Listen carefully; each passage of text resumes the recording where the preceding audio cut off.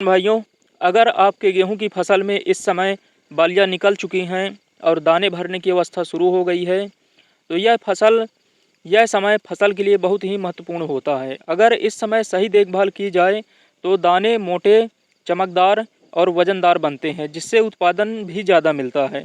किसान भाइयों, इस समय गेहूं की फसल में पौधा अपनी पूरी ताकत दाने भरने में लगाता है। इस समय पौधे को सही पोषण और सही देखभाल मिल जाए तो उपज में 10 से 20% तक बढ़ोतरी हो सकती है। सबसे पहले बात करते हैं सिंचाई की।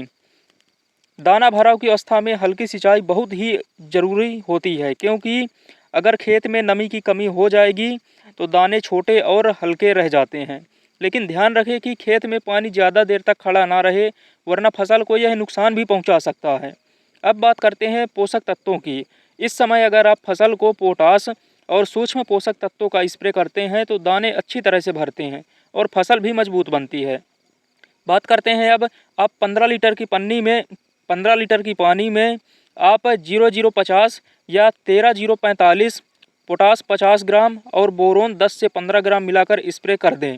इससे दाने का भराव अच्छा होता है और दाना सिकुड़ने की समस्या नहीं आती। इसके साथ साथ किसान भाइयों, इस समय रोग और कीट का भी ध्यान रखना बहुत ज़रूरी है।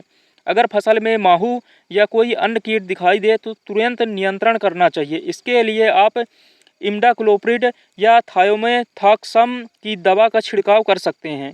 एक और महत्वपूर्ण बात, इस समय खेत में अनावश्यक खरपतवार बिल्कुल भी नहीं होना चाहिए, क्योंकि वो पौधे का पोषण खींच लेते हैं और दाने का विकास कम हो जाता है। अगर आप इन सभी बातों का ध्यान रखते हैं तो गेहूं की फसल में दाने पूरी तरह भरेंगे, वजन अच्छा होगा और उत्पादन भी ज़्यादा मिलेगा।